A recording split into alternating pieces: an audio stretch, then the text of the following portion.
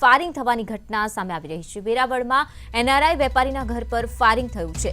વહેલી સવારે એક રાઉન્ડ ફાયરિંગ કરવામાં આવ્યું છે। તો ફાયરિંગને લઈને વેપારી અગાઉ ખંડણી માંગ્યાની જે ફરિયાદ હતી તે નોંધાવી હતી। 3 કરોડની ખંડણી માટેની ધમકી મળી હતી, જે અંગેની ફરિયાદ આ વેપારીએ નોંધાવી હતી। તો આજે વહેલી સવારે આ વેપારીના ઘર પર ફાયરિંગ કરવામાં આવ્યું છે।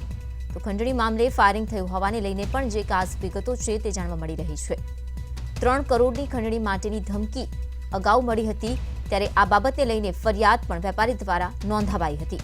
જોકે આજ વહેલી સવારે વેરાવળમાં એનઆરઆઈ વેપારીના ઘર પર ફાયરિંગ થયું છે। એક રાઉન્ડ ફાયરિંગ કરાયું છે। વહેલી સવારની આ ઘટના છે કે જ્યાં ઘર પર ફાયરિંગ કરવામાં આવ્યું છે।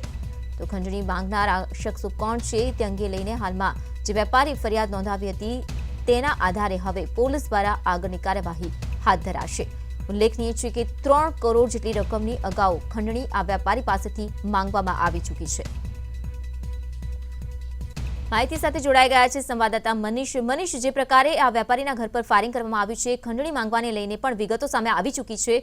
હાલમાં આ ફાયરિંગની ઘટનાની શું વધુ નવી વિગતો?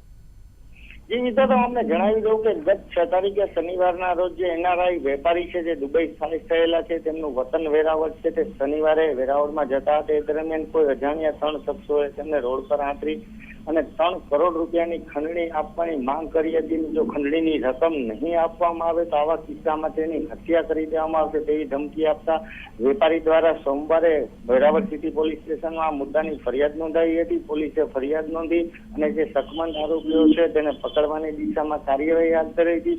આ દરમિયાન વિધાતા હું આપને જણાવી દઉં કે ગઈકાલે રાત્રે વેપારીના કહેવા મુજબ તેમના ઘર પર કોઈ અજાણ્યા શખ્સોએ ફાયરિંગ કરીને તેમને મારી નાખવાનો પ્રયાસ કર્યો હતો। તે ઘટનાની જાણ વેપારી દ્વારા વેરાવળ સિટી પોલીસને કરવામાં આવતા વેરાવળ સિટી પોલીસ દ્વારા ફાયરિંગને લઈને તપાસનો ધમધમાટ શરૂ કરવામાં આવ્યો છે। અને વિધાતા આપણે જણાવી દઉં કે વેપારી એનઆરઆઈ છે, દુબઈમાં રિયલ એસ્ટેટના બિઝનેસ સાથે સંકળાયેલા છે।